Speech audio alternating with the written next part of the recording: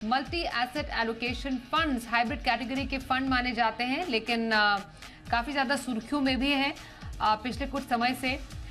फिरोज से पहले समझना चाहते हैं, मल्टी एसेट एलोकेशन फंड एक ऐसा फंड जिसमें मेनली जब हम डेट और इक्विटी और गोल्ड की बात करते हैं उनका समावेश होता है। कॉम्पोजिशन किस तरीके का मल्टी एसेट एलोकेशन फंड का होता है, फिरोज आपसे जानना चाहते हैं, और ये कैटेगरी काम कैसे करती है? नमस्कार स्वाति जी, गुड इवनिंग। अगर हम देखें मल्टी एसेट, जैसे नाम ही काफी इजीली दर्शा देता है कि ये करता क्या है, और आपने बहुत बखूबी समझाया कि मल्टी एसेट में बहुत सारे एसेट्स हो सकते हैं, इसीलिए उसका मल्टी एसेट नाम है। मल्टी एसेट में तीन इंपॉर्टेंट एसेट्स हैं, इक्विटी है, डेट है और गोल्ड है, प्रेशियस मेटल के तौर पे। तो ये तीनों एसेट्स का एक मिश्रण बन जाए तो उसको मल्टी एसेट कहते हैं। क्योंकि बैलेंस फंड्स तो है ही, बैलेंस फंड्स जो है वो इक्विटी और डेट को कंबाइन करते हैं, और बैलेंस फंड्स और मल्टी एसेट फंड में यह अंतर है कि उसमें गोल्ड भी शामिल हो जाता है ज्यादातर मल्टी एसेट फंड्स में। Point one. Point two, multi asset में अगर हम देखें तो टॉप 3 स्कीम्स अगर देखें, 10 एक स्कीम है, उसमें 3 स्कीम की हमने थोड़ी जांच पड़ताल की। जो डब्बा खोल के देखें तो उसके अंदर इक्विटी कितनी और डेट कितना और गोल्ड कितना, तो मेरे हिसाब से ऑलमोस्ट अबाउट 57 65% भी, जैसे एचडीएफसी मल्टी कैप में 33% बाहर है, बाकी सब इक्विटी में है। तो ज्यादातर ये इक्विटी हैवी होती हैं, क्योंकि इसमें इक्विटी की टैक्सेशन मिलने की संभावना बढ़ जाती है, आपकी 12 महीने के बाद टैक्सेशन की छूट मिलती है। So multi asset, Swati ji, as I explain, इसमें तीनों एसेट्स कंबाइन होने की काफी अच्छी संभावना होती है। फंड मैनेजर वो प्रोपोर्शंस को भी चेंज करते हैं काफी बार। So I think that's the key difference between a multi asset fund and a balance fund for our viewers.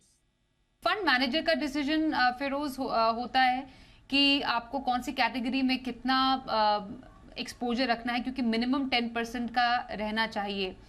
तो ऐसे में क्या बदला है, स्पेशली आफ्टर अप्रैल 2023, जब से डेट टैक्सेशन में बदलाव हुआ? आपने कुछ इनफैक्ट फंड्स के जिक्र किए थे, लेकिन हम एक कॉम्पोजिशन के लिहाज से समझना चाहते हैं कि जो नए निवेशक मल्टी एसेट एलोकेशन कैटेगरी में आना चाहते हैं उनके लिए क्या ये एक फायदेमंद रहा है हाइब्रिड कैटेगरी में, कि मोस्टली आप डेट का आनंद भी ले रहे हैं इक्विटी टैक्सेशन के साथ? फिरोज। स्वाति जी, देखिए क्या है कि ये तीन एसेट्स जो हैं ये इजीली अवेलेबल हैं एक निवेशक के लिए। अब निर्णय उसको ये करना है कि इसको एक मल्टी एसेट फंड खरीदना है या ये तीन एसेट्स को सेपरेटली कंबाइन कर सकते हैं। अगर एक रिटेल निवेशक के पास 2,000 रुपए की एसआईपी है तो वो मेहनत छोड़ दें और एक मल्टी एसेट फंड खरीद सकते हैं। बट अगर कोई 10,000 की एसआईपी, 5,000 की एसआईपी कर रहा है, तो तीनों एसेट्स अवेलेबल हैं। ऐसा नहीं है कि मल्टी एसेट में ही तीनों एसेट्स है ना।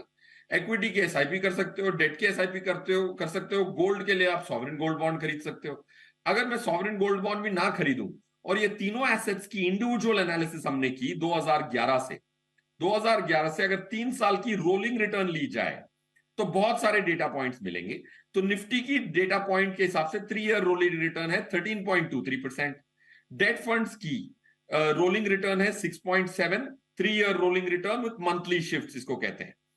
और गोल्ड में हमने निपॉन का एक ईडीएफ लिया उदाहरण के तौर पे, तो उसकी 6.5% की रोलिंग रिटर्न है 3 साल। अगर किसी को मल्टी एसेट ना खरीदना हो और उनके पास 3-4 हजार की एसआईपी हो, ये तीनों अलग अलग चीजों में ये एसआईपी कर जरूर सकते हैं। और इनका रिस्क का आंकड़ा भी देखा हमने, स्टैंडर्ड डिविएशन जिसको रिस्क मेजर कहते हैं, और सब इन्वेस्टर को थोड़ा फेमिलराइज होना पड़ेगा रिस्क से। अंग्रेजी शब्द को यूज करते हैं सब लोग, बट स्टैंडर्ड डिविएशन निफ्टी की 10 है और डेट फंड की 1.5 है और गोल्ड की 6 है। तो अगर हम ये तीनों को सेपरेटली कंबाइन करके देखें तो इन्होंने मल्टी एसेट फंड से बेहतर काम किया है। क्योंकि अगर मैं गोल्ड फंड का ही देख लूं, गोल्ड ईटीएफ की कॉस्ट नेग्लिजिबल है, बट मल्टी एसेट में गोल्ड पे भी मैं कॉस्ट दूंगा। सॉवरेन गोल्ड बॉन्ड में तो उल्टा 2.5% का ब्याज मिलता है, वो मैं छोड़ रहा हूं। So depending if you are an absolute retail client, multi assets बहुत इंपॉर्टेंट थे 31 मार्च के पहले भी। बट अब 31 मार्च के बाद, coming to your pointed question Swati ji, बहुत बदला है।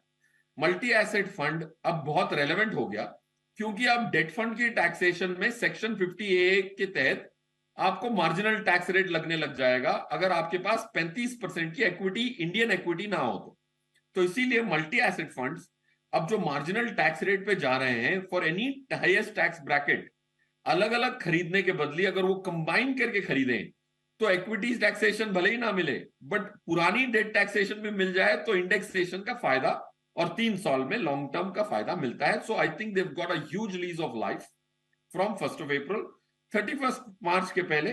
रिटेल निवेशक के लिए ये बहुत इंपॉर्टेंट थे, बिकॉज वो अलग अलग एसेट कहां खरीदते फिरेंगे. So this is the key सथ ऑफ 1 अप्रैल 2023.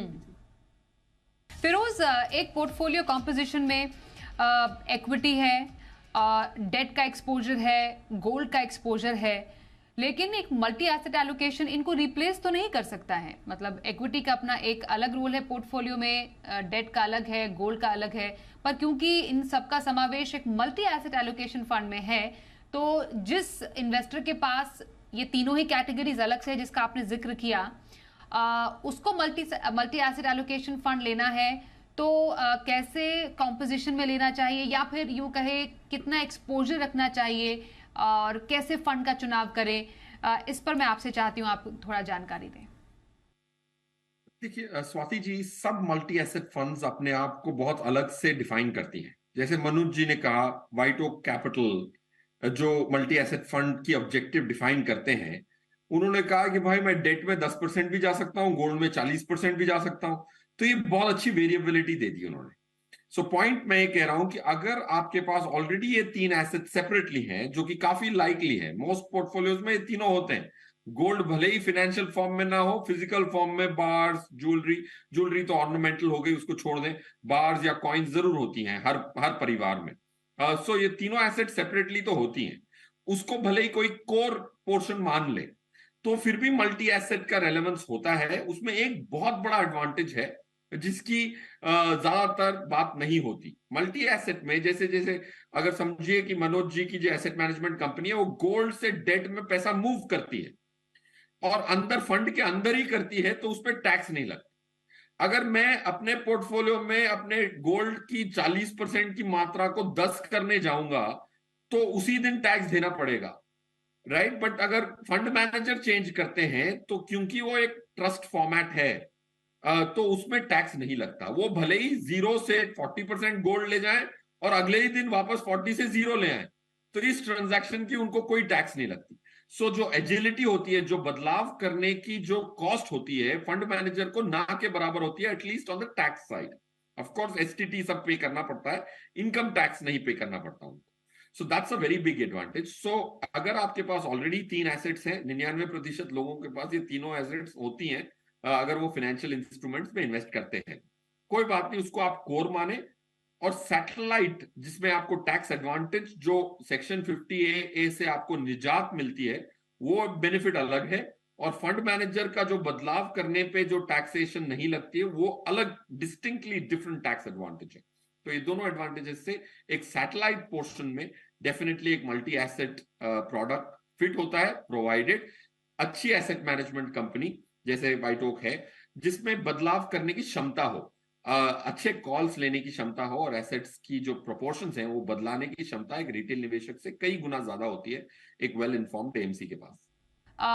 तो इन्वेस्टर्स के लिए हमने फायदे समझे, इसका टैक्सेशन समझा, कुछ पॉसिबल डाउनसाइड्स जो कि समझना जरूरी है, या जिसको निवेश करना है उससे पहले किन बातों का ध्यान रखें एक मल्टी एसेट एलोकेशन फंड में इन्वेस्टमेंट करने से पहले, जिससे बेसिकली आपके पोर्टफोलियो में डुप्लीकेशन ना हो कैटेगरीज का. स्वाति जी, एक डिस्टिंक्टली डिफरेंट चीज क्या है मल्टी एसेट में, कि हर फंड बहुत अलग है. देखिए, अब अगर आप लार्ज कैप खरीद रहे हैं एक फंड, तो उनकी जो वर्ताव है वो सेबी ने बहुत टाइटली डिफाइन की है, 80% टॉप 100 कंपनी में रहना है. बट मल्टी एसेट की जो फ्रीडम है वो काफी ज्यादा है, तो हर स्कीम बहुत अलग होगी दूसरी स्कीम से. तो आपको अपने ऑब्जेक्टिव को उस स्कीम से मैरी करना है, क्योंकि कैटेगरी में इतनी खुली छूट है कि एक स्कीम 80% इक्विटी लेके बैठ सकती है, दूसरी 35 या फिर उससे भी कम 10% का नियम है. So you will have to go, ज्यादा होमवर्क करना पड़ेगा, तब जाके आप चूज कर सकते हैं. वरना आप सोच रहे होंगे कि इसमें गोल्ड है बट उसमें गोल्ड 0 भी हो. So you have to get into the nitty-gritty. That's point 1. Point 2, summary एक क्लियरली बताती है, मनोज जी ने भी बताया कि इसकी जो रेलेवेंस है वो टैक्सेशन से बहुत इंपॉर्टेंट है, क्योंकि इंडेक्सेशन और लॉन्ग टर्म कैपिटल गेन का जो बेनिफिट है in a high inflationary economy just like India, अब तो ग्लोब भी बहुत हाई इन्फ्लेशन से और हाई इंटरेस्ट रेट से गुजर रहा है, उसमें इंडेक्सेशन का जो फायदा है उसमें टैक्स ऑलमोस्ट ना के बराबर हो सकता है। वो जो टैक्स की रियायत है वो काफी सिग्निफिकेंट है। ये दो समरी पॉइंट्स मैं definitely I will leave the viewers with.